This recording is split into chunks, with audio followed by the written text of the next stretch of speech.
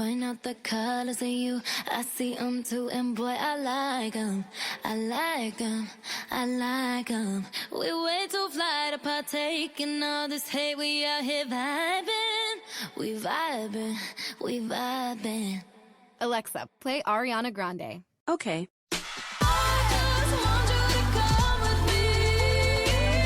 With Amazon Music, a voice is all you need. Get tens of millions of songs. Download the Amazon Music app today. What NFC North receiver just entered the must-start territory for Week 3? What Patriot running back is going to bring you the biggest fantasy return this weekend? And we play a Yamaner 9 with the battered Eagles in their Sunday matchup at home against the Colts. Plus, the leader in the FPC, as well as the team owner of the 9th place team in the FFPC main event, Coulson, joins us to dish on David Johnson, riff on Ryan Fitzpatrick, and much more. We've got a great show for you. Dave Gerzak is here. I'm Eric Balkman. Stick around. Your high-stakes fantasy football hour starts now.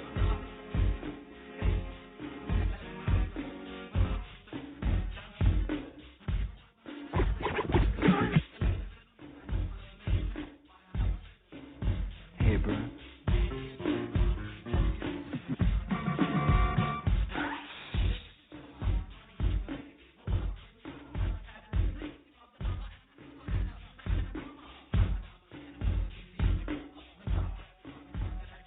Broadcast live and heard around the world, you are now listening to the most entertaining hour of radio on the planet. It's the High Stakes Fantasy Football Hour presented by MyFFPC.com with your hosts Eric Balkman and Dave Gerzak. The High Stakes Fantasy Football Hour is your home for football analysis from the best fantasy players in the world. And now, because no one else was available, here are Eric Balkman and Dave Gerzak.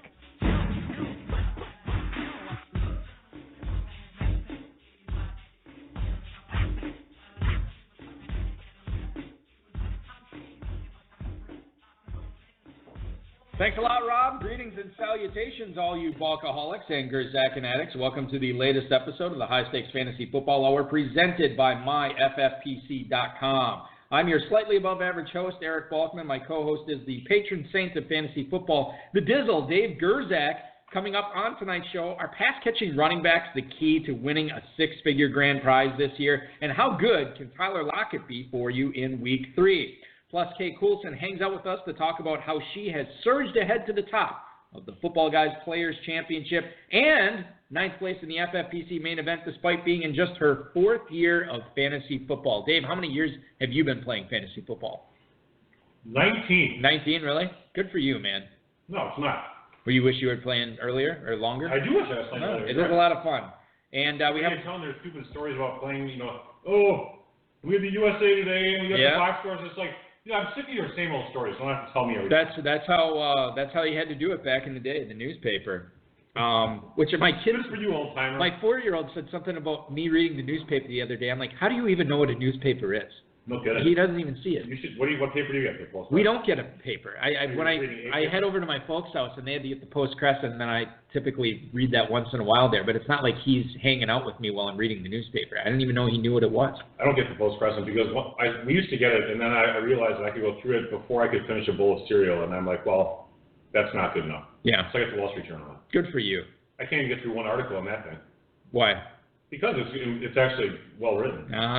Anyway, I guess we're going to talk fantasy, right? Yeah, there's a bunch of people who want to hear that. They're in the chat room right now. Feel free to post any questions you all might have in there. If you want to connect with us on Twitter, we are at HSFFhour, at Eric Balkman, and at David Gerzak, Facebook.com/HSFFhour. And if you want to give us a call, it's 347-426-3682. That's 347-GAME-OVA. You can also email the show at the inbox, highstakesfantasyfootball@gmail.com. If you have any questions for us, send those questions in now. We'll try to get to all of them, all the tweets, the emails, the questions in the chat room, and the fantasy feedback segment later on in the show. Our producer and mutual friend is, as always, Rob, and our audio engineer is Bryce, working very hard tonight. We appreciate that, guys. Thank you. Before we get into Kate Coulson, who is just around the corner here, she is leading the Football Guys Players Championship 9th in the main event. One thing I want to bring up is if you did get a chance, or if you didn't, I should say, get a chance to check out the RotoViz High Stakes Lowdown this week, definitely do yourself a favor. Check it out, rotoviz.com/podcast. You can also check it out at the Blog Talk Radio channel. It's blogtalkradio.com/High Stakes Lowdown. Mike Dente from Arbor Pro, Fantasy Pros, Rotoballer was on this week. Not only is he an industry guy, he's 6th place in the Football Guys Players Championship, Dave, and he has 5 below K. He is 5 below K. However, he does have 3 teams in the top 40 in the Football Guys Players Championship. So congrats to him. Pretty good. A lot of great stuff from him. blogtalkradio.com/high stakes lowdown. We've kept her on hold long enough. Let's bring in tonight's guest, ladies and gentlemen. She is leading the Football Guys Players Championship right now with her team Fake Points. She's also making a strong showing in the main event with King Chubby Butter and PB and Kelly sitting in 9th place. She's a relative fantasy newbie with her first fantasy team assembled only 4 years ago in the FFPC main event after watching the documentary, Living the Fantasy. She's a recreational poker player turned fantasy football enthusiast and sits atop 7,799 other teams in the FPC right now. Kate Coulson, welcome to the program. Thank you so much, guys. I'm excited to be here. Kay, a bit of trivia on Living the Fantasy. You may have not noticed this, but there was a scene, assuming it made it to the final cut, I do believe it did, but there was a scene in there at the Kentucky Fantasy Football State Championship where Dave and I were interviewing Kimra Schlischer, who was drafting at the KFFSC. There was a shot of us interviewing her live on this very program in that documentary. I don't know. So this is the I remember it completely. That was part of why I ended up playing fantasy with you guys, because that looked so fun and it was so interesting listening to her story of what she did. That's how I ended up here. There you go, Dave. Amazing. Bringing people together is what we do. Bring people to the FFPC. Kay, I'm sure the interview was as captivating as this was. Oh, no question. Yeah. Well, the dumbest questions, the worst, the good responses. We get great responses. I can't speak to the questions too much. Kay, before we get into the fantasy football portion, tell the listeners, in addition to playing poker, what you do for a living. I do have a real job. I have a consulting group called Elective Medical Marketing, and we help ophthalmologists grow their surgical practices. So Dave, I'm any based questions out of on that? If you want to talk about LASIK or cataract surgery, I'm the person you want to talk to. But probably that's not what the topic is tonight. I have no comments on LASIK other than I had it and it's wonderful. Yeah, you like it for sure. I'm a believer. You just those thick layers of cataracts off your eyes now. It's just so much better looking at you. It's fantastic for sure. Coke bottle glasses. Yeah. All right, so Saquon Barkley was your first round pick in this draft. He's coming off a 14-catch performance in week 2. Happened to match my boyfriend, Christian McCaffrey, and also Chris Thompson. That's 14 catches for all these backs. Do you think these PPR backs are going to win a lot of people big money in 2018? I think absolutely they're going to win money. I mean, the game is changing. If you look at the top 5 running backs in 2016, they were getting 5 to 7 targets a game. Just in 2 games this year, which we know the first 2 weeks were crazy scoring, but they're getting twice as many, 10 to 12 targets a game. And you look at the increase, 50% increase in targets for wide receivers, that's where the game is going. And so PPR is a lot more fun to play, and it makes it a lot more interesting because everybody on the field basically has got to be able to catch the ball. That's where they're going.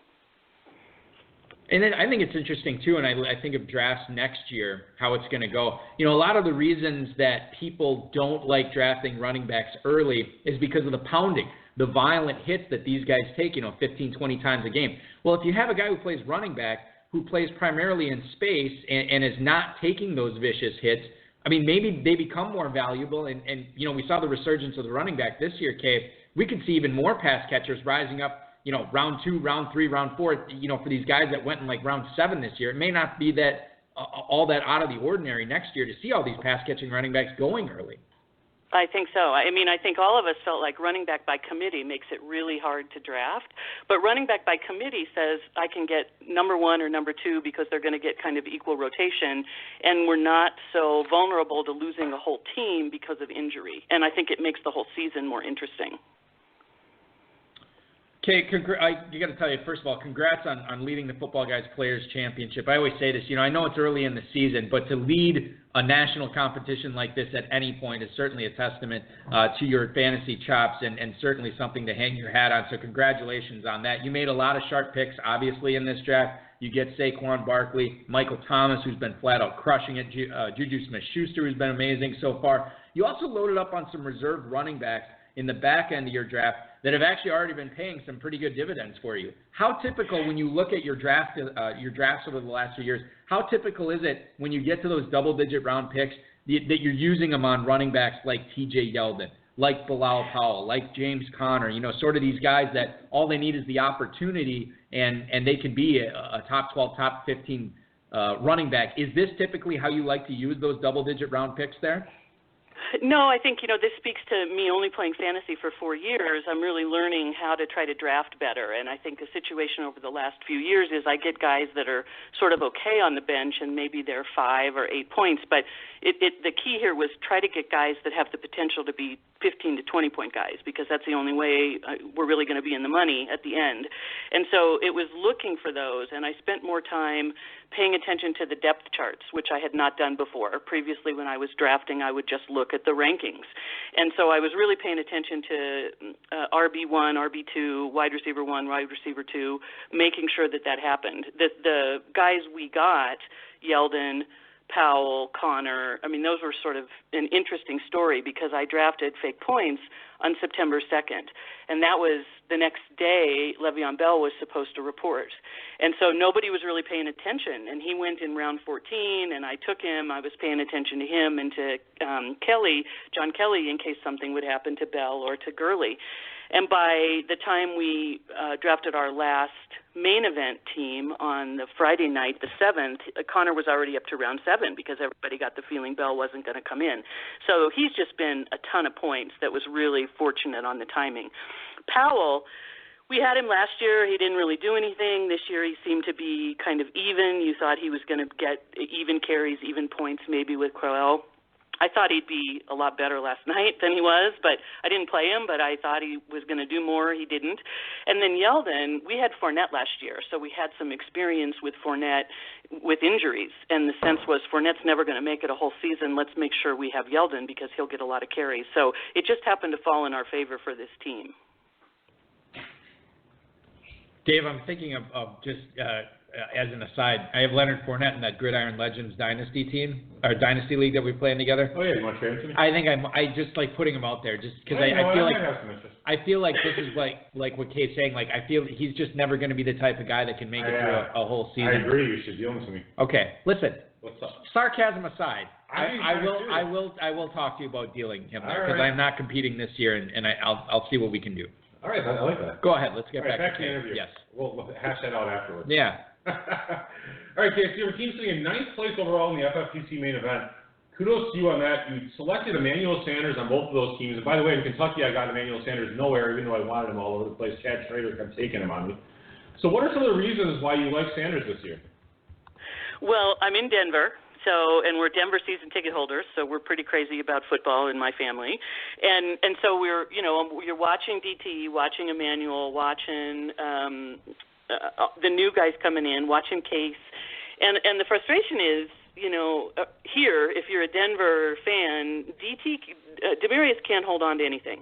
And Case and Emmanuel have a really good rapport. And so Demaryius always gets taken first. It's astounding to me where it appears that Demaryius gets 1,000 yards because I don't know how. He does not catch any balls. In the Denver Post today, he's the second lowest completion percentage of any wide receiver in the NFL, which I didn't know. Golden Tate is the only one worse, and I love Golden Tate. But Emmanuel is great. So, DT's had 21 targets, and he's only got 25 points, where Emmanuel, fantasy points. Emmanuel's only had 15 targets. He's already got 43 points.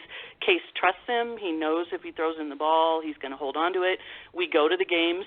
It's usually red zone in the morning, and then if Denver's in town, we go to the game in the afternoon or the evening. And so it's always nice to have a hometown person to cheer for, and Emmanuel was our guy this year. Okay, as long as we're talking Broncos with you, let's get to it. There's one in the chat. Well, I'm going to get to Bourbon City Ballers in the chat room. Kevin Williamson had a question about Denver running backs. But as long as we're talking about receivers, let me ask you a question about Demaryius Thomas as well as Courtland Sutton. Thomas. Yep.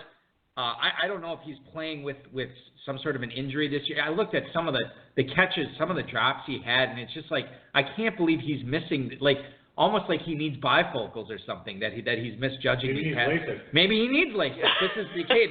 Listen. You should get your marketing. It's Von Miller who has terrible vision, but he won't have LASIK because his glasses are sort of part of his look. I think the issue with Demaryius, it's a really good point. Demaryius has not been good since he got the big payday. And I think it has to do with he's just not willing to be hit. And I don't fault these guys. I think we're seeing the game change underneath this with CTE and the concussion protocol, but he's not willing to be hit. He's not paying attention to that. And I just don't think he's ever going to be what he was. He's being replaced by these other guys. Okay, that's perfect, because this is my next question for you. He is a $14 million cap hit next year. If he does get released, I would imagine that Courtland Sutton is going to be have a big-time role in this Denver passing offense. The early everything I've read about Courtland Sutton thus far has been really, really good. Is he going to live up to this hype? Is he the type of guy that could be the number one receiver for this team for years to come? Absolutely. He's that good. And you're going to see, I think, even through the rest of the season, that DT will gradually – there's going to be an injury to DT, and then it'll be Emmanuel and Courtland. And having Royce and having Philip Lindsay in the backfield and the ability for those two guys to kind of alternate, I think Courtland Sutton's going to be – I wanted him on some of my teams. We didn't end up getting him, but he's going to be good. Let's switch to the Denver backfield. Bourbon City Ballers in the chat room wants to know if you would be okay starting both Royce Freeman and Philip Lindsay, whether it be your two running backs or maybe two flexes, or having both of those guys in your lineup this week, as I believe Denver is taking on. They are on the road at Baltimore this week. Would you be okay? Would you be okay starting Freeman and Lindsay? No, not at all. I would absolutely. Philip Lindsay, so I went to CU, and so I'm really passionate about Buff football too. Philip Lindsay is just this spark plug, and he finds a way to get open. He finds a way to score. He brings unbelievable energy into the huddle. He's the guy that's going to get the points. And I think Royce is going to be good, but everybody's amazed that Philip is really outperforming Royce right now. The only place I'd really be starting two guys on the same team is something like AP and Chris Thompson. I would not do it for Denver, and I wouldn't do it against Baltimore. Okay, so there you go. It's not a good week to implement the dual Denver running back strategy, according to the ophthalmologist marketer to the stars, Kay Coulson in I love that. glorious Denver, Colorado. That's great. Kay, we're talking with Kay Coulson, who's leading the Football Guys Players Championship right now, 9th place overall in the FFPC main event. On both of those teams, Kay, and you alluded to this earlier, you have John Kelly sitting there on both your rosters. Have you considered releasing him knowing that Malcolm Brown's actually been running ahead of him as Todd Gurley's backup? Or do you believe that if Gurley does go down, John Kelly's talent will trump Malcolm Brown, and Kelly will actually still be the guy that you'll want to deploy in your starting lineups if you lose Gurley?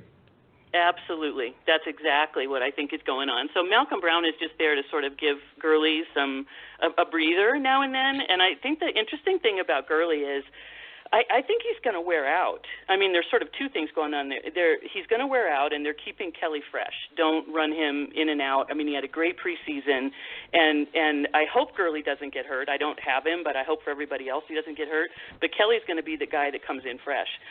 Gurley's had 108 snaps this year, and that's versus 92 last year in the first two games. That's on track to have 900 snaps in a game.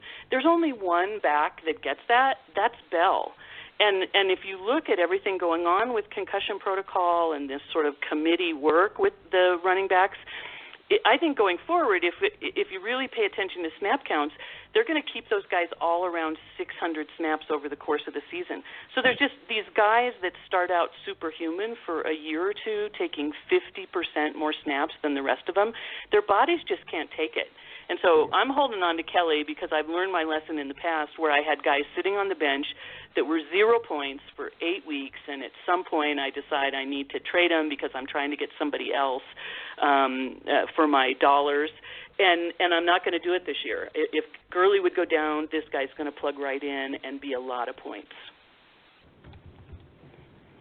I got another sort of topic about that I think is going to be kind of a big deal. It's a little bit off topic, but I want to see what you guys think about this. We didn't last year. I don't think we had teams that had a bye in week 12, did we? I think all the byes were done by week 11. Yeah, last year the NFL didn't do it. Yeah, and so this year, and of course, if I had a number one pick, I would have taken Gurley. I didn't, and I've got 4 teams, and I didn't have Gurley anywhere. But the thing that was really worrying to me is the Rams have a bye week 12, as does Kansas City. And I think, this sort of goes back to your question of who's going to make you money in the running back core. Is it the lead guy or is it some of these other guys? All these people that have Gurley stacked with the Rams defense or with Goff, the people who have Mahomes stacked with Hill, they're going to hit week 12, first week of the playoffs. And we really tried to structure our team this year not just to win our league, but to try to really make some money in the playoffs. How do you replace those guys when you get to week 12 in the first week of your playoffs?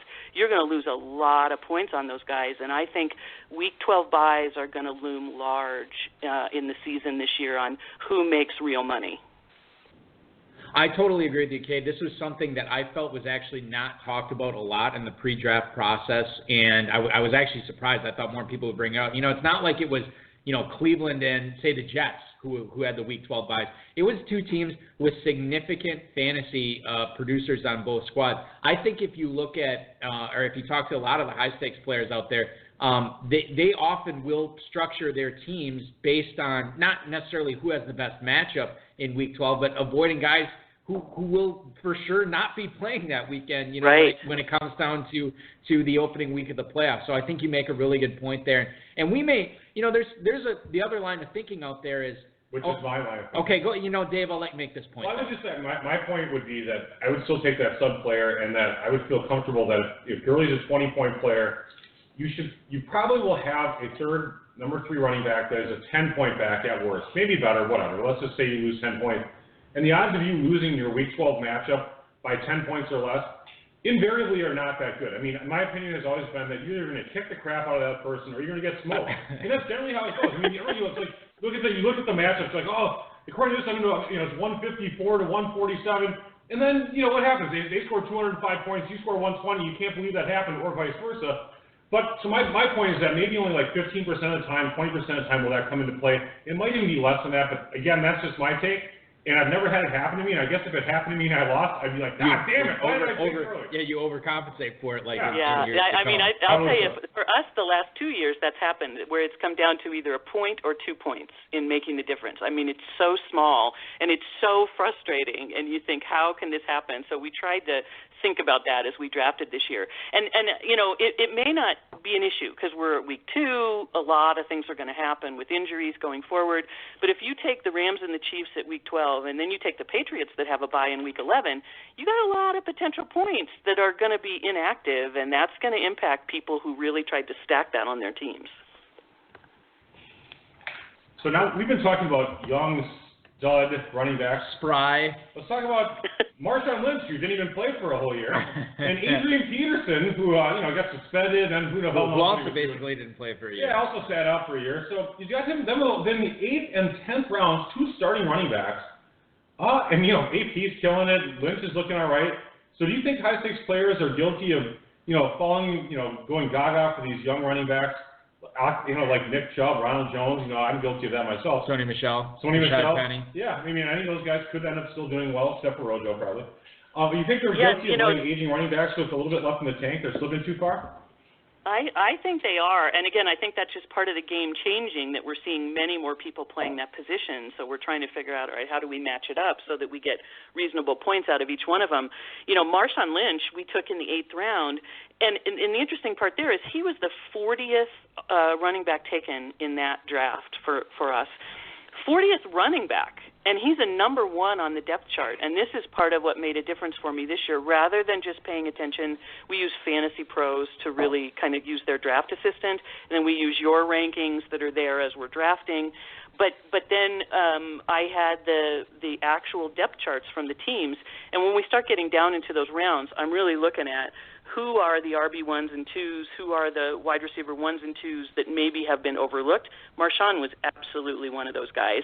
And, he kind of has something to prove, trying to make it work on this team. And AP really has something to prove. And we took him mainly because he was going to be a handcuff for Thompson, even though sometimes that's not a great strategy. We did not imagine that he was going to have the points he did. We thought Thompson would have them all. So that's just been a bonus for us. Yeah, you definitely don't want to underrate the aging running backs, and clearly you're a perfect example of what can happen when you scoop up that value there. Kay, I'm going to ask you. Let's talk about Ryan Fitzpatrick. I said this on the High Stakes Lowdown this week. This is a fantasy football podcast, so I am contractually and legally obligated to bring up Ryan Fitzpatrick at least once in the program. I am taking advantage of that opportunity right now. He was your big free agent acquisition last week in the main event. I'm going to ask you to look into the Coulson crystal ball here for a second. Do you think that he keeps Jameis Winston out of the starter's role for the remainder of the season, or at least a significant portion of the season? And if that is the case, could Ryan Fitzpatrick I should ask you this. I know he could be. Is he going to be a top 12 quarterback this year? Well, I hope so. That's why we picked him up. Who knows with Fitzmagic? You hope. And after the press conference like it was last week, I hope he's there all the time. That was hysterical. But he's looked fantastic. And I think, he's this is maybe where we really get some feedback and where I embarrass myself in my fantasy knowledge. But we actually, I'm going to bench Rodgers this week and play Fitz instead. Yeah, I love it. That's fantastic. You look at that and you say, Fitzpatrick's playing against the Pittsburgh defense. They give up a ton of points to quarterbacks. Rodgers is immobile, and Washington does not give up points to quarterbacks. And, at best I could play Rodgers and maybe he'll get 20 or 25 points. But Fitz I don't think is going to get less than 20 against Pittsburgh. Those are shootouts. And maybe we get 40 or 45 points out of him. So it seems crazy, but I think we're going to do that this week. And maybe Fitz only lasts a few more weeks, but he didn't cost a lot to pick up, and I hope he's great. Yeah, I was doing I can't remember what show it was, but I was doing a fantasy show this week, and I brought up how I said I would be starting Patrick Mahomes, no question, over Aaron Rodgers this week, and everybody looked at me like I was a moron. And I was just like, yeah, local show. Right? But yeah, it was local. I can't remember. All the Packer fans. Yeah, and I'm like, well, Mahomes has two healthy knees right now, and Rodgers does not. So Mahomes is setting these NFL records. So, and that's Mahomes, but I think Fitzpatrick over Rodgers too is. I certainly don't disagree with it.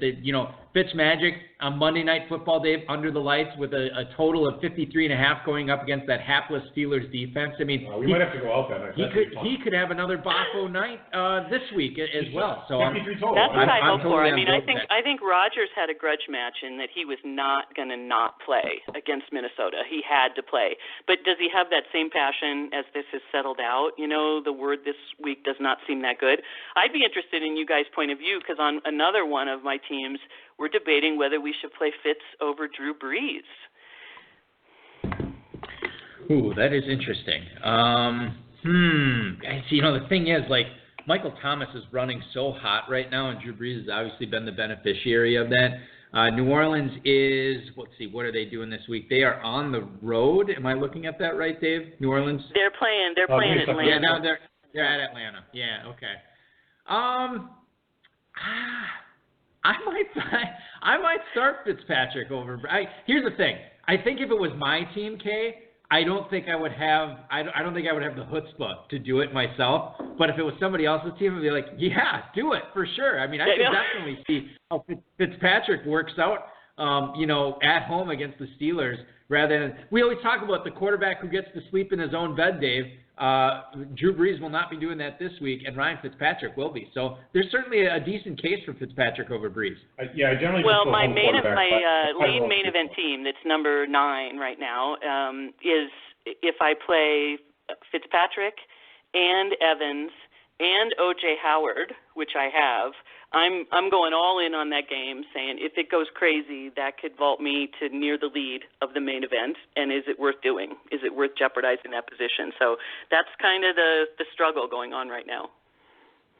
Yeah. My take on that would be no to actually play it safe, to be honest. Go with Breeze? Yeah, because, I mean, you already have the other two guys going. I think you're going to be all right. And, I mean, there's no prize for being in first place in the main event after 3 weeks. In fact, even after 10. But after 11, there's a prize. Yes, that is true. Yep. But, it's up to you. I mean, it's your team. You've been crushing it so far. So, our advice is worth, not much. Yeah, let's all we can do is we'll offer our input, but go with your gut, because that is batting 1,000 so far, Kay, on this young season. I'll tell you somebody who's not batting 1,000. This is an interesting conversation, so we'll see how we go on that one. Exactly. Yes. Dave, go ahead. Well, speaking of bad coaching, Mike McCoy's the offensive coordinator for the Cardinals, and good God, he doesn't know how to use David freaking Johnson. 1 target through 2 weeks. Is that right? I don't know if that's right. Whatever it is. Let's pretend it is. If it's wrong, who cares? Will he start resembling the player we remember from 2016? Will Sam Bradford get pulled for Rosen? I mean, at least the Browns did it. They supposedly had no choice last night. What do you think about David Johnson going forward?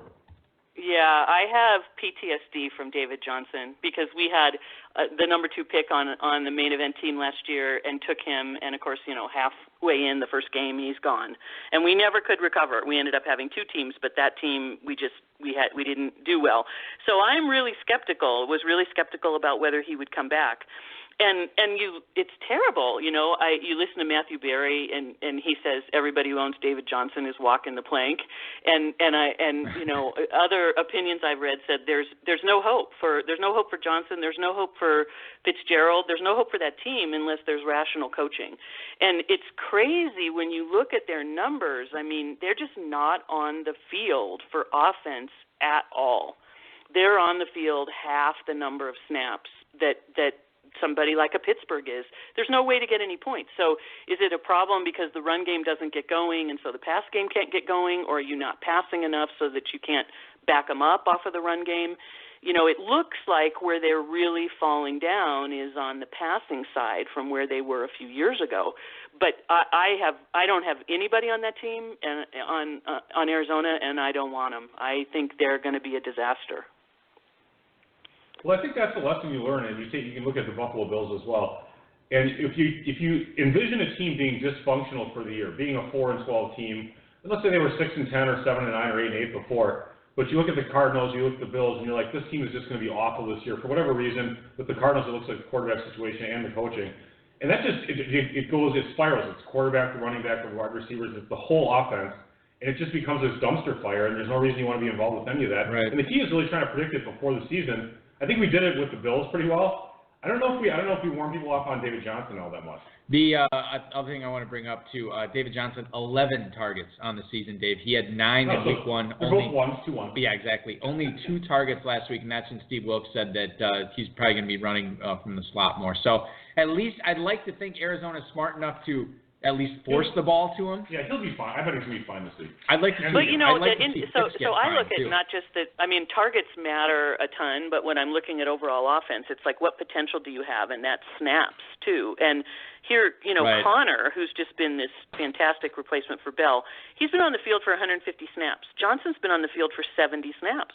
I mean, when and then even when he's on the field, are they using him right? You can take Antonio Brown. He's on the field 160 snaps, and Fitzgerald's been on for 80. They just are not even on the field to have a chance to do anything. It's not. Listen.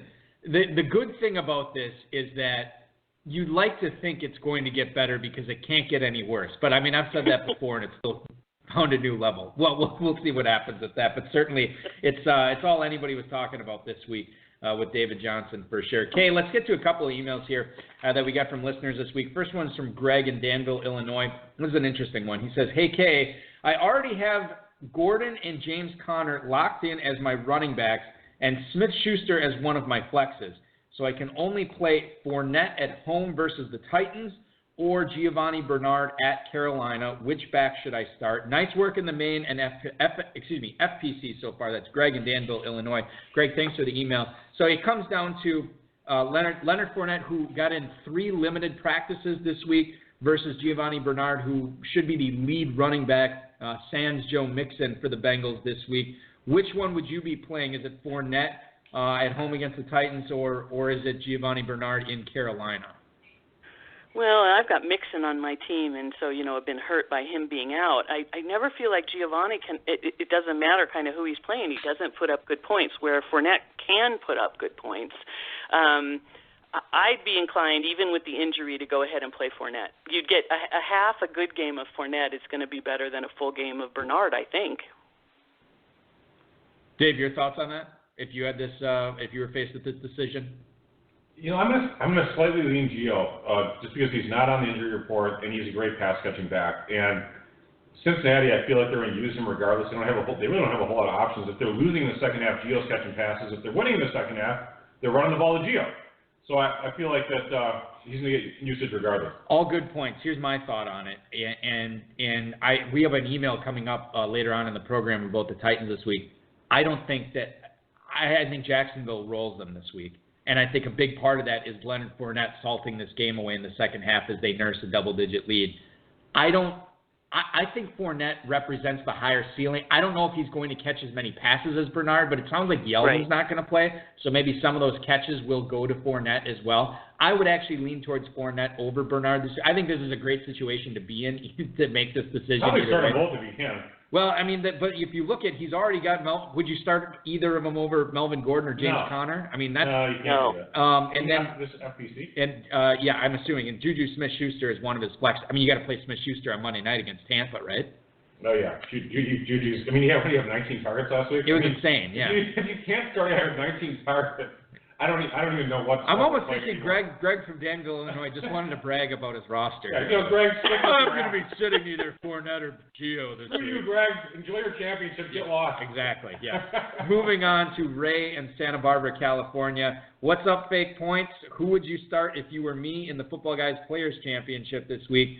Devin Funchess hosting Cincy or Tyler Lockett getting the Cowboys in Seattle. Thank you for the email. Ray in Santa Barbara, California.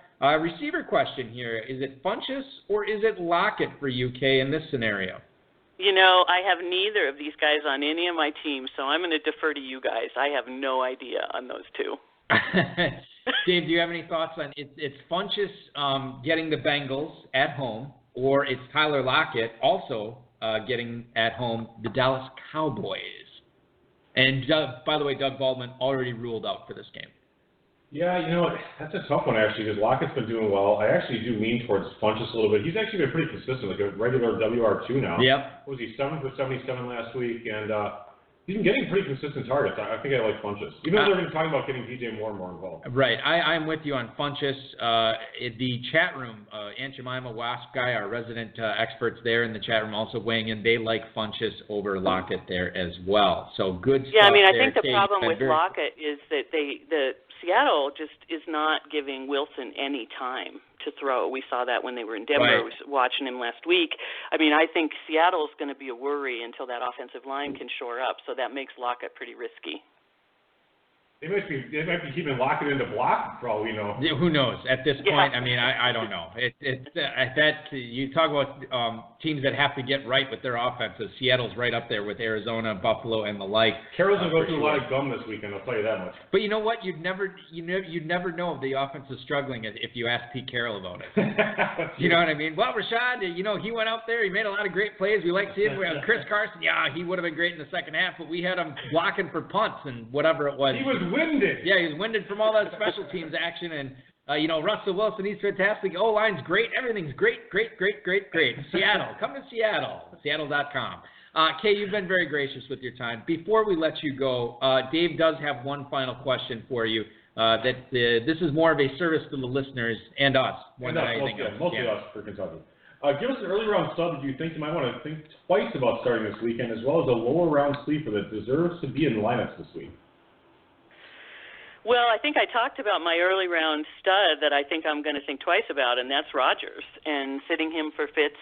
I expect that Golden Tate should have been a stud. He was early round for me, and he's been kind of frustrating, but I'll still keep him in. I think a sleeper, somebody who's coming on, and again, I think this is just all that's going on in Tampa Bay, is Deshaun Jackson. In my drafts, I mean, Deshaun Jackson didn't get picked up till way late, 18, 19, 20th round. Some places didn't get picked up and only got acquired here in the last few weeks when we've been able to acquire players.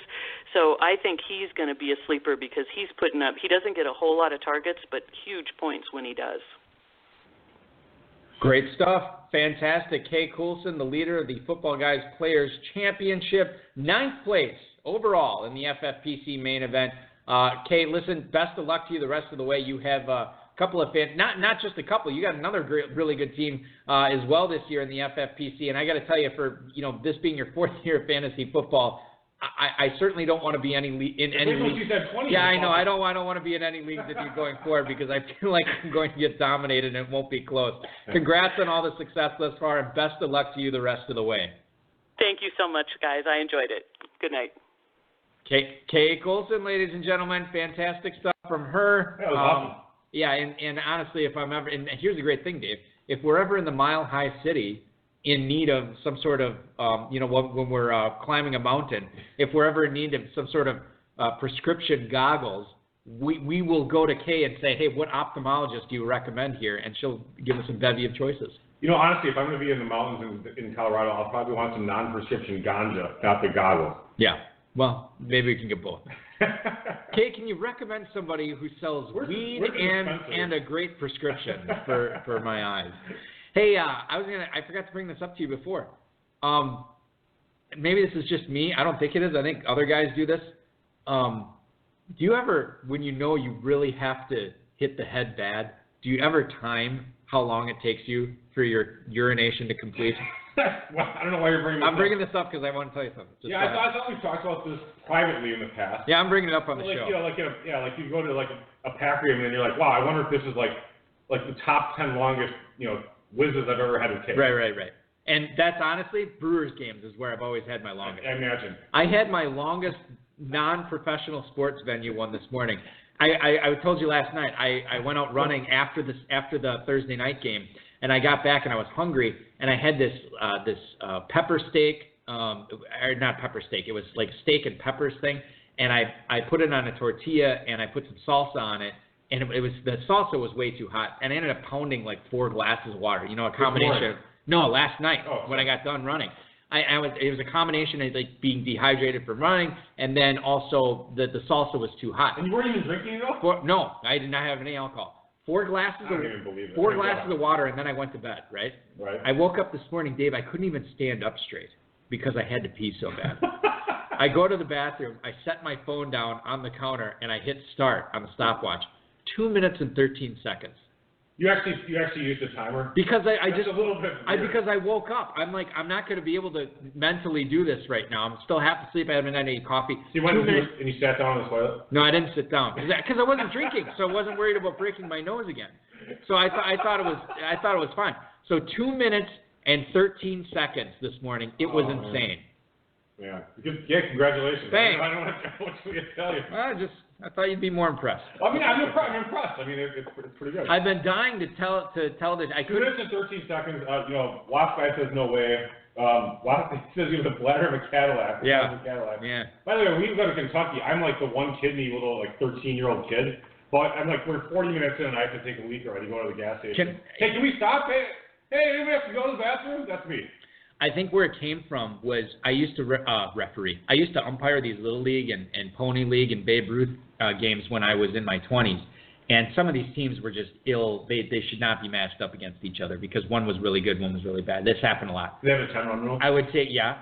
But I would take swig. There was no limit of how many runs you could score in an inning, though. So if you have 20? Yeah, and I would take swigs of water or Gatorade or whatever. I'm the umpire.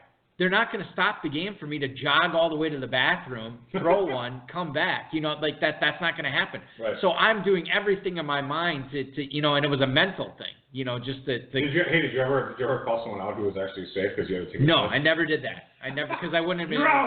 Listen, I make the right calls. Close enough. I'm going to the I made the right calls, and I still got enough grief from that. So there's no point in me intentionally blowing calls. So anyway, I think that's where it came from, and I started coating my bladder with, I got the Wolverine bladder coated with adamantium. Nothing's seeping out of there. Well, no one's listening anymore to the podcast. Sorry. I enjoyed your piss comments for 5 minutes. Thanks to Football Guys, Roto World, Roto Pass, and Rob for tonight's rundown. Larry Fitzgerald listed as questionable for Week 3 against the Bears.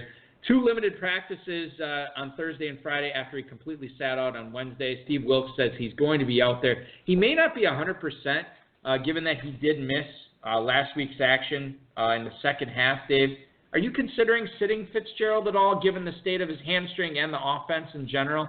Arizona, I'll just tell you this right now. They are going up against, why can I never find this? I am just the worst when it comes to this.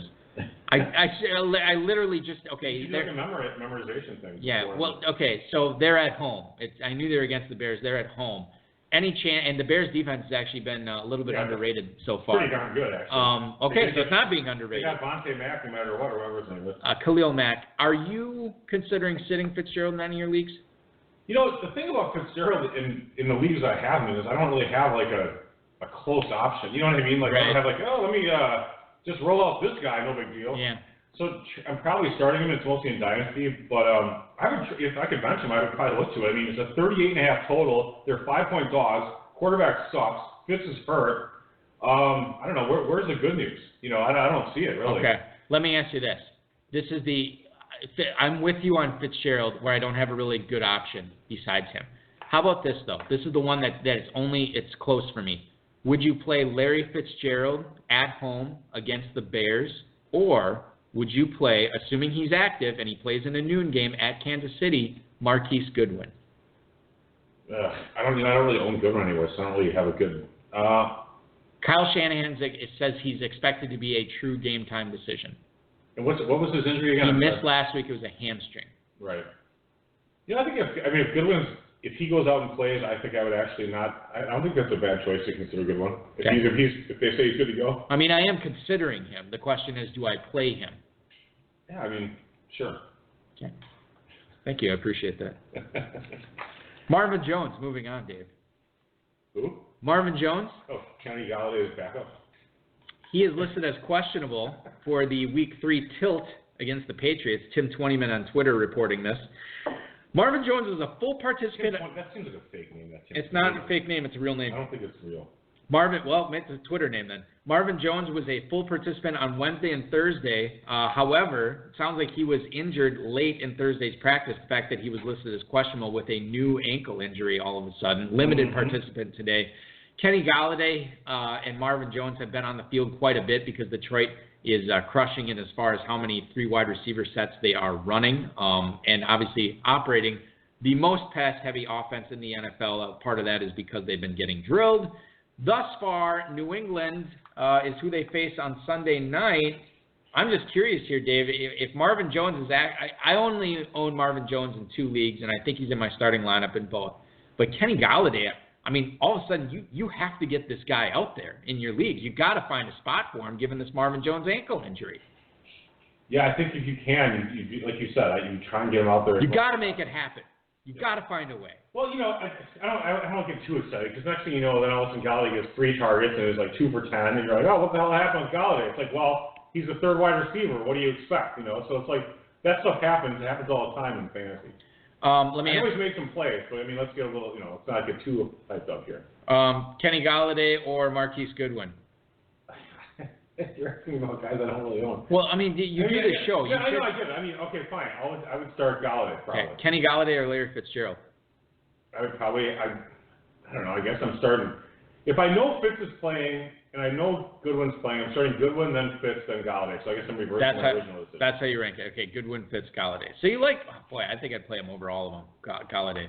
I think that's being a little bit reactionary. I mean, But Galladay's been great so far. It's not like Fitz has been great for his entire goddamn career. Yeah, but 16 freaking years. He's a Hall of Famer. I'm not here to talk about the past, Dave Gerzak. I am here to talk. Christ, I am talking about the here and now and the future, and that is Kenny Galladay. I am playing Galladay over Larry Fitzgerald this week. I don't care. It is going to happen. This is what's great about it is a high over-runner. Sunday night and Monday night games, Dave. I'm no math major, But I think if you combine the over-unders and you add them up in both those games, it comes out to a robust 423.5. So I think you really got to find a way to get both Galladay. You got to get Galladay out there. Well, so this is from our buddy Evan Silva, Roto World. Yeah, Roto Wire, Roto, whatever the hell they're. Golden Tate had 28 targets. Kenny Galladay 21 through 2 games. Marvin Jones only 17 actually. Right. So Galladay is out targeting Marvin Jones. I think that's important to recognize. I mean, the over/under is I think 53. 29.5 to 22.5 is what you projected game score to be if you went right on the over/under. That's a high-scoring game at prime time too. So. More on that game later. We're going to talk about that more. Let's get back to Marquise Goodwin. I misspoke earlier. It is not a hamstring injury for Goodwin. It is a quad. He is listed as questionable for Week 3 against the Kansas City the Kansas City Chiefs, is according to David Lombardi on Twitter. So Goodwin, it sounds like he's going to have a chance to play. Now, if he doesn't go, Dave, this is a noon game. If he does not go, are you more than... I'm benching him. Thank you. Okay, moving on, ladies and gentlemen. I'm sorry. Can't get this analysis from anywhere else. Guys like Pierre Garçon, George Kittle, Dante Pettis, are any of these guys more exciting to you? Guys that you would look to deploy if you know Goodwin is going to be out again? Me personally, I think Garçon is the only attractive guy here. I think if you own George Kittle, you're playing him or sitting him regardless of what Goodwin does. And Pettis, even if Goodwin misses, I can't play. Feel free to disagree or agree with any of that. Kittle was pretty good in Week 1, then not so good in Week 2. Garçon, I'm not feeling it with those guys. And Garoppolo's not been all that great really yet. I mean, I'm not all that excited about starting him. This is the Chiefs. I mean, their defense is like. Might get Eric Berry. Yeah. They might get Eric Berry back this week for what it's worth. Yeah, I don't know. I'm not that. I wouldn't. I don't feel comfortable starting a rookie Dante Pettis. I know he got a little bit of hype behind him, but I'm not that comfortable starting him. Pierre Garçon's not been good. Kittle would be the one guy I guess I would look to. Yeah. I'd probably try and find somebody else somewhere else if I could. Fair enough. Do you have the total up for that game? I'm kind of curious what that game's at. I mean, Patrick Mahomes himself is probably going to put up 42 points. 55. Oh my gosh. Chiefs are 6.5 point faves. Holy buckets. You got to get a. In that case, maybe try and find a little action there. Garçon might be an interesting second flex for you this week. Kittle makes a lovely choice there, in my opinion. But I mean, that's regardless if Goodwin's in or out. You really want Goodwin to play. I might actually be more inclined to play Goodwin if he is active for that game. Over fifth. I think so. We're going to talk about this more, so we don't need to go in depth to it right now. God, it's 9 to top of the hour already. Yeah. Corey Clement. This is a guy I was very excited about.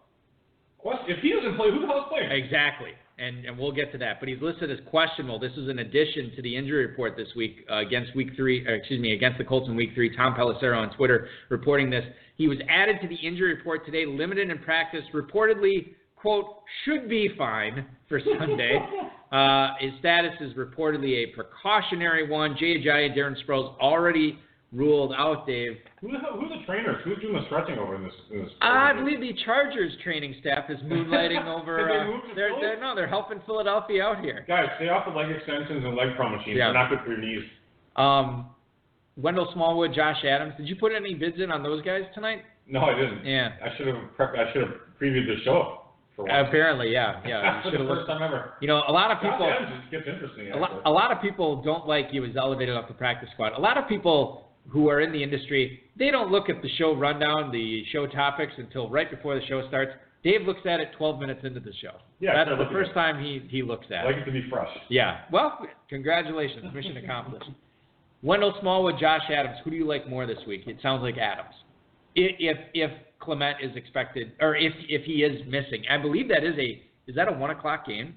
That is a 1:00 game. Yeah. So you'll know. I guess Smallwood would probably be ahead of Adams, but I mean, Adams' talent level is better. I don't know how comfortable you'd be starting either one of them, but I think Adams is a really good back, actually. And overall, I'm surprised. Yeah. I could see Adams in 4 years starting for some team somewhere.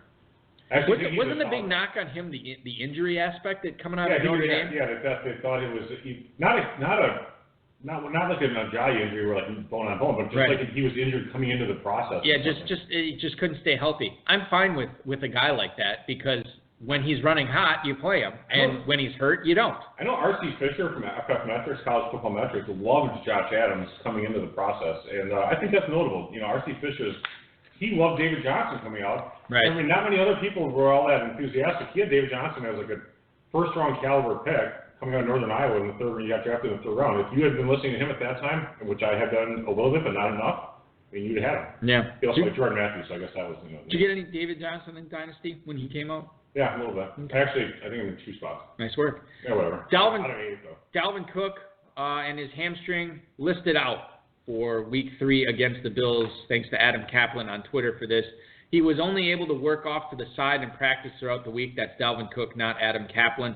Dalvin Cook said he'll play, but Mike Zimmer ruled him out for the matchup against the Bills on Sunday.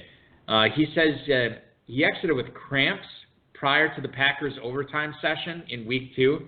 He's played 74% of the Vikings' offensive snaps so far this season. Dave, 16.5-point favorites are Minnesota against Buffalo. Latavius Murray looking pretty darn attractive right now to get in your lineup. I'd have to have an amazing team to bench Latavius Murray in any league where I start 2 running backs. Amazing. One flex. I mean, he's a top 10 back. I mean, 16.5-point favorites. Give me a better situation this week in the NFL to start a running back that's going to be running the ball in the second half than Latavius Murray. There's none. Let's put this to the test. This is going to be fun.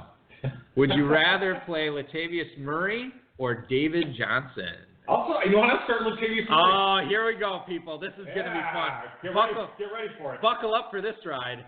All right. Let's put some wagers down, boss. I'm gonna put some 5s on it. I'm gonna save him for last because I want Dave to purposely go against Latavius Murray here. Latavius Murray or Leonard Fournette. I'll take Murray. Latavius Murray or no, I know you're going to say Murray to that one. Saving for last. You're saving McCaffrey for last. Oh, yeah. No, don't ruin it. I guarantee you I'm taking McCaffrey. Don't worry about that. Latavius Murray or Chris Thompson at home against the Packers? I'm going to take Murray because he's guaranteed. Yeah, he's probably locked into like 15 to 20 carries. Okay. Yeah, you're probably right. And he can catch all right. I'm playing Chris Thompson, by the way. Latavius Murray or Kenyon Drake at home against the Raiders? I don't know, about the same. I'll take Murray, though. I agree. Just for the purposes of the segment. Latavius Murray or Tevin Coleman at home against the Saints? I'll take Coleman. That's a shootout. And he's the guy this week. Yeah, I agree. Latavius Murray or, come on, there's got to be some. I thought this would be more fun. Oh, thanks. Sorry. Kareem Hunt against the Niners. I'll take Hunt, 55 total. Saquon Barkley at the Texans. Barkley. Okay, I'm going the wrong way here. Going the wrong way, people. Let's move on. No, we're not going to move on yet. Latavius Murray, I'm going to do 2 more. Latavius Murray or, no, I want to talk about him later. Latavius Murray or Alex Collins at home against the Broncos. I'll take Murray. That Collins game could be one of those like 17-10 games. Good point. All right, and let's just wrap this up now. This is not as fun as I thought it was going to be. Latavius Murray or Christian McCaffrey? Well, Murray, wait. Fine, I guess I'll take the 14 catches last week. He only needs 5.7 or something like that to break the all-time running back record for receptions in a year. Yep. Per game. Your tweet was fantastic about Christian McCaffrey this week, too. I just love McCaffrey. That was great. A great player. That was fantastic. All right, let's move on to fantasy feedback here, ladies and gentlemen. Rob, don't play it because I'm trying to keep these shows to an hour, and it never happens. Phil in Grand Rapids, Michigan. Can I get your take on Josh Gordon in New England? Thanks, D&B. Thank you for the email. Phil in Grand Rapids, Michigan. Dave, you are a follower of Josh Gordon. I don't know, do you currently own him in any dynasty leagues? 2 dynasty leagues. I've been trying to move him. Okay. And I've been trying to move him as this entire process has gone on. Okay. And everyone in these leagues is a bunch of wimps. Okay, I get it. Now listen to this. The process has entered the New England phase. Yep. What offers have you sent or gotten for him since he's been traded? No offers sent, no offers gotten. And I put him on the trade block. Everybody's on a waiting phase. You are not playing him this week, I'm assuming. That's correct. I mean, we don't even know if he's going to be active. As you look at Josh Gordon from a season-long scope, there are 14 games left for New England. I'm going to set the over-under on games played at 9.5 for Gordon. Are you taking the over or under? I'll take the over. Okay. I'm going to set his I catch. think that trader said 10, right? The trade said he had to have 10 games Yeah. played. Yep. I'm going to set his total catches at 60. Are you taking the over or under? Under. Really? Mm-hmm. Oh, that was quick. I thought I was being a little generous. Well, I guess I was being generous if you're taking the under in 60 catches. Yeah, it's 60 for the rest of the year. Yeah. Yeah. New England has 14 more games. Yeah, thank you very much. No, I'm just thinking. I think I'm going to still stick with under. Still stick under. Because there's, I still have the whatever percentage of him just flaming out for whatever reason or getting cut for whatever purpose. Touchdowns, I'm setting at 6.5. Over or under? If I was betting, I would take the under. I actually kind of think even the receptions, I actually think he might get over. But if I'm betting, I'm actually betting on the under at both of these. 800 receiving yards. I would take the over on both. Oh, okay. Both betting and actually my take.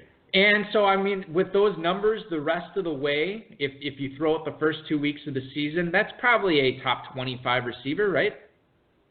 Yeah. I guess fringe top 25, maybe top 30 is better. Here's the thing about Gordon is he's very unlikely to be close to those numbers. You think he's going to shatter them or not come close at all? I don't know about shatter, but he'll probably be over them or he'll be well below them. Yeah. I don't know which one it's going to be. Okay. I've heard that his ceiling is, from more than one pundit out there, that his ceiling is Randy Moss 2007. Well, you look at him, and he's like insane. I mean, he's like hardcore ripped, right? You look at him, he's like, looks fantastic. Yeah. It's not like, if you look at some people, you look at like Jameis Winston, it looks like he just got drunk the night before, right? He's like puffy, fat, whatever. Gordon looks like an Uber to get a burrito after. I mean, like if Gordon's drinking and smoking pot, God bless him, because he looks amazing. Yeah. I don't know how your body can look like that when you're such a so-called addict. I don't think he is. I know he has some mental health issues, possibly, probably, whatever. But I'm cautiously optimistic, even though I've been trying to steal him. Here's the other thing that I think works in Gordon's favor. The Browns traded him to the Patriots. So I think there's something there, Dave. There is something there. Yeah, if there's two kids who always trade baseball cards, and the one kid always ends up with the good baseball cards, and the other kid ends up with the crappy ones. You need to stop trading. He puts them in the spokes on his bike by the time it's over. Yep. You roll with the one who always gets the good cards at the end. What does this do for the rest of New England pass catchers? Rob Gronkowski, Julian Edelman, Chris Hogan. Are you significantly dinging any of those guys, or is it basically business as usual for those three guys?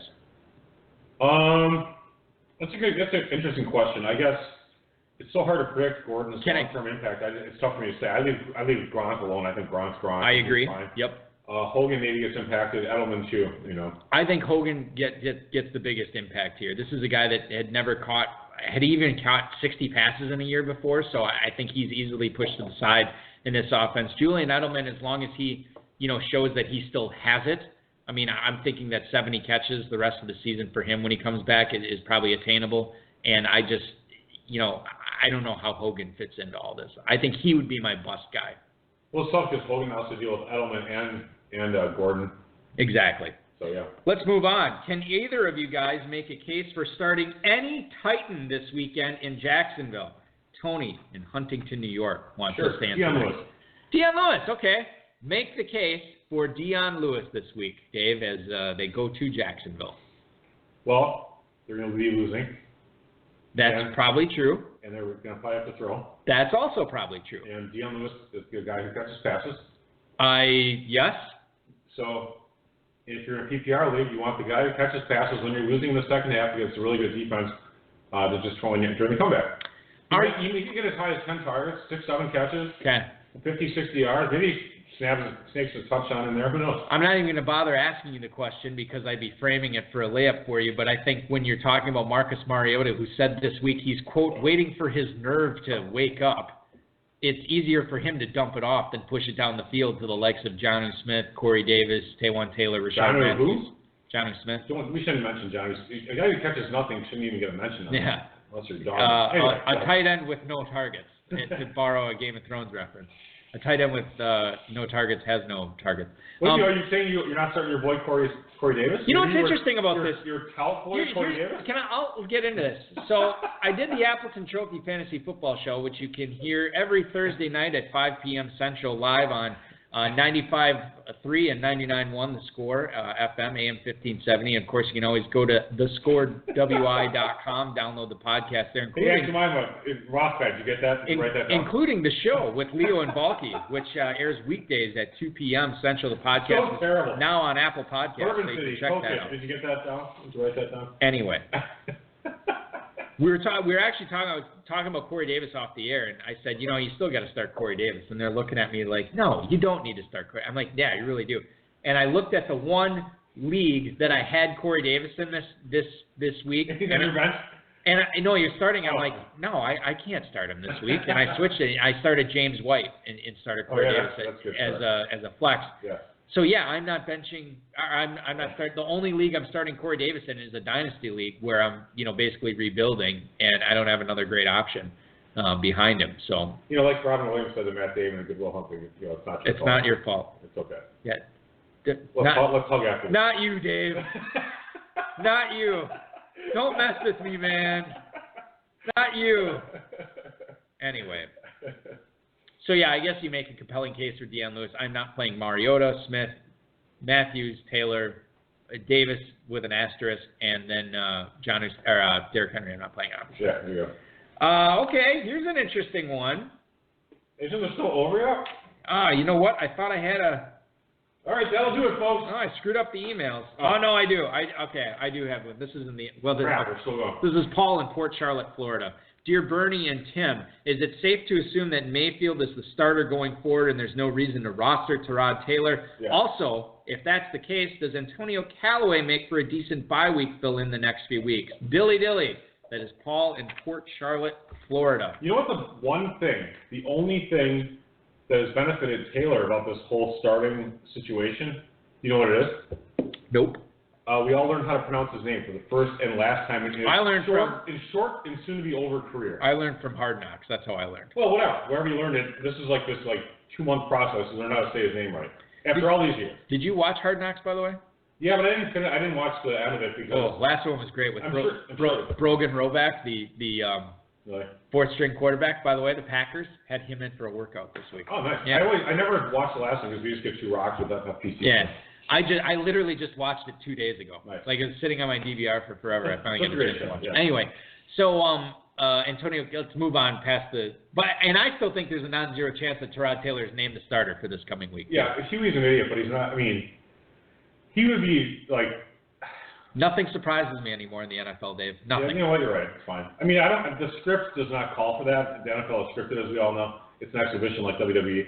I don't think the script calls for that. I think Mayfield is the one who's going to start. I think there is more than a 90% chance that Mayfield is named the starter on Monday. So I think for the sake of this question, it is safe to assume that. Yeah. Antonio Callaway going forward. Yeah, I actually anticipate Mean Gene Okerlund interviewing Hugh Jackson on Monday. I'm here with Hugh Jackson. We're talking about the big victory over the New York Jets on Thursday night. Well, let me tell you something, Mean Gene. We went in there. We didn't have a win this season. We were struggling. Everybody knew that. Everybody said the world is all against you, Huey. There's no way the Browns come away with a victory. We went in there and Todd Bowles punched us in the mouth. And then when Todd Bowles was done punching us in the mouth, you had Sam Darnold come out. You had Isaiah Crowell come out. They all came out and they punched us. We weathered the storm and we came on top, baby. That's the way we do it in Cleveland. All right, that was Hugh Jackson. I am Gene Okerlund. Back to you, JR. See, that is exactly what it should be. Huey's not charismatic enough. But that's the script. Exactly. You got it. You dialed it right in. So you look at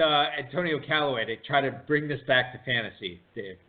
Antonio Callaway going forward. I think Callaway looked outstanding last night. He would have had 5 for 95 and a touch if Baker Mayfield was throwing that bomb to him. Tyrod missed him, and I mean, he's making mistakes. He's still making rookie mistakes. Right. But good gracious, I'm trying to get him in trades, and it's just like I got him in Dynasty. Again in Dynasty. Out of 8 leagues, I have him in 2 out of 8 leagues, and I mean, I cannot get him quite away from these people.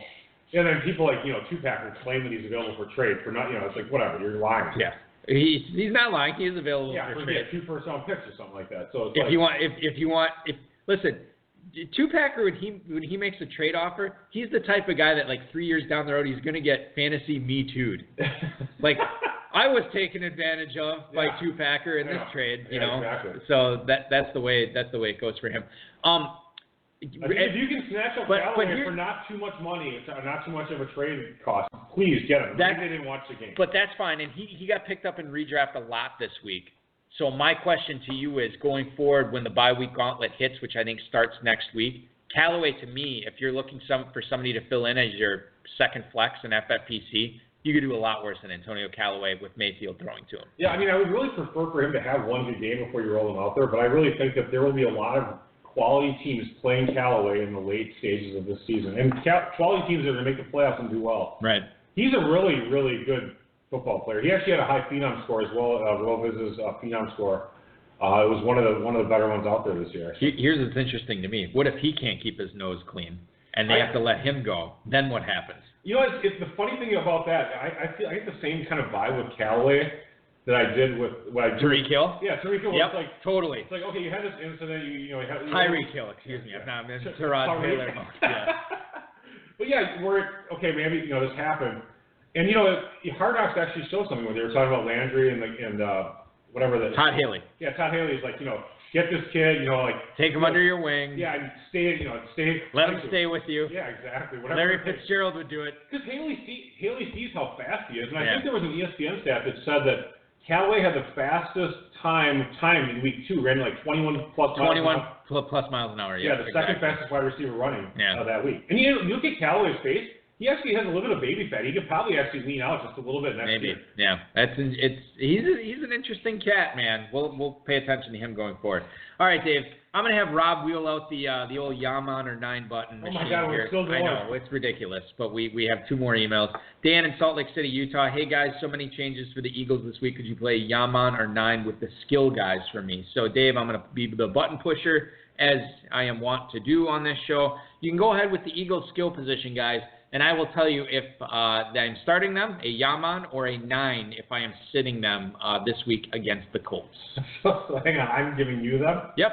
So, I mean, like, all right. Carson Wentz. All right. 9. Not playing him his first week back. I don't know how mobile he is, and his weapons are severely depleted at this point. With the quarterback depth, you can do better than Carson Wentz in week 3. All right, we'll make this one easy. Ajayi and Sproles. Well, that's too easy. Okay, fine. 9. Corey Clemente? Yeah, man. If he's active, I'm playing him. I mean, he's in for a heavy workload. You've got to get him in your lineups if he's active. This is a game that I believe is a 1 o'clock game. Yes, it is. So you will know. And if he is active, you play him, and I believe he will be. All righty. Zach Ertz. Yeah, man. No Matt Collins, no Mike Wallace.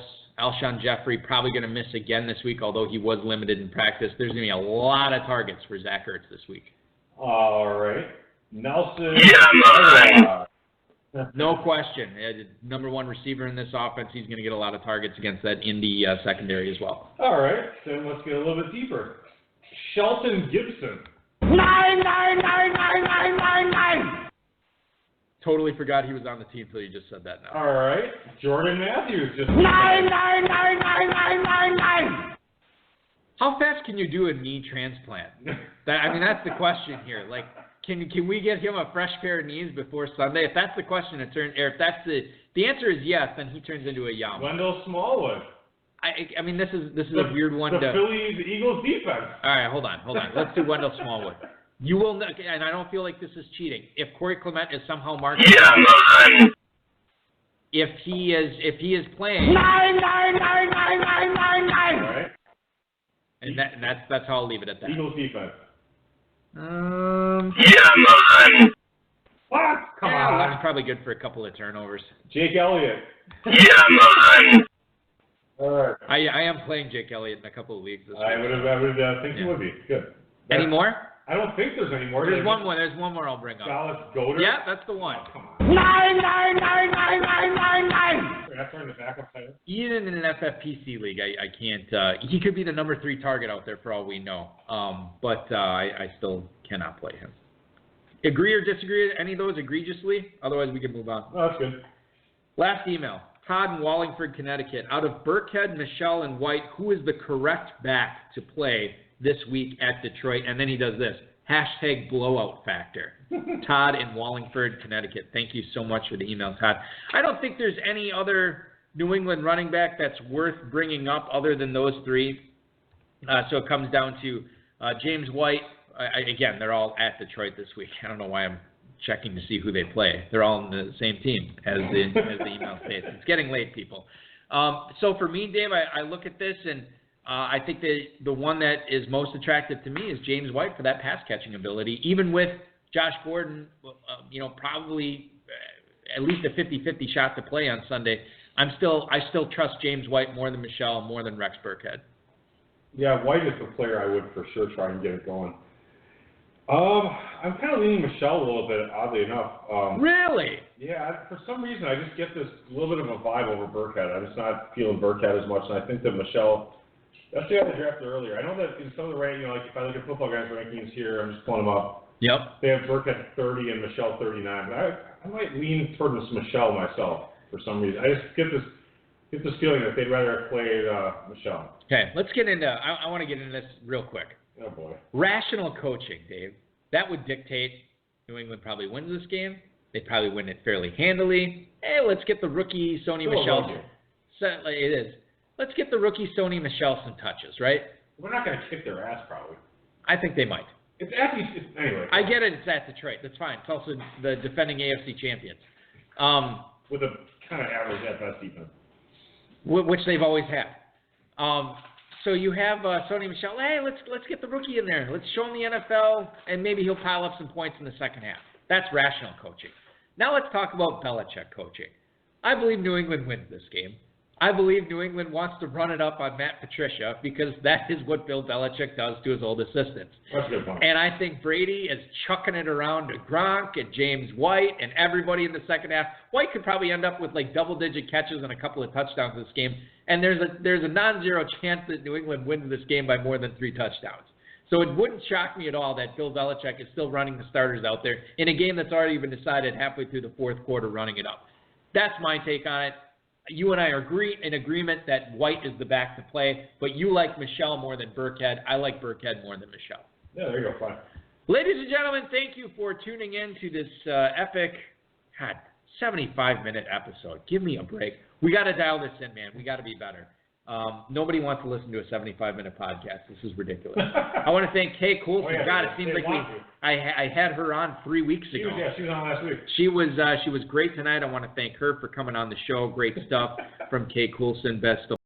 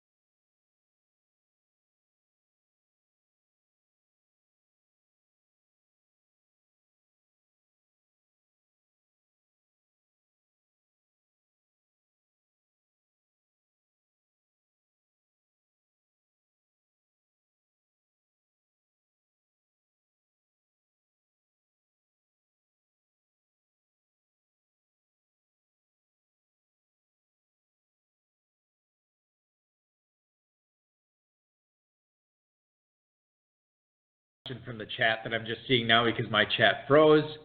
Wasp Guy, Mr. Kern Reeve, our good buddy. Who ends up with more FFPC points this year, Rex Burkhead or Sony Michel? I think Michelle, actually. Hold on. This could get interesting. I got 5 on it. I think it's Rex Burkhead, and I have 5 on it. So do I. I got 5 on it. Nothing. They said it couldn't be done, but we made it happen. This is not the first time we've put 5 on it after the show, but we'll see what happens. Hey, thanks for listening, everybody. Really appreciate it. We'll be back next week. Enjoy your weekend. Stay safe, and just really enjoy yourselves because you know me and Dave well.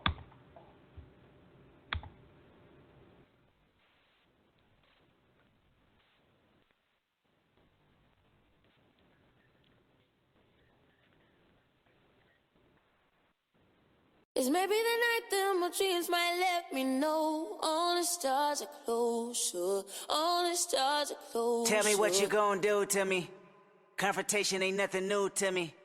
You could bring a bullet, bring a sword, bring a morgue, but you can't bring the truth to me. Alexa, play Kendrick Lamar and SZA. Okay. Maybe the night that my dreams might let me know all the stars are closer. With Amazon Music, a voice is all you need. Get tens of millions of songs. Download the Amazon Music app today. Till the tears run down from my eyes, Lord, somebody, ooh, somebody, can anybody find me? Somebody to love. Alexa, play hits from Queen. Okay. Somebody to love.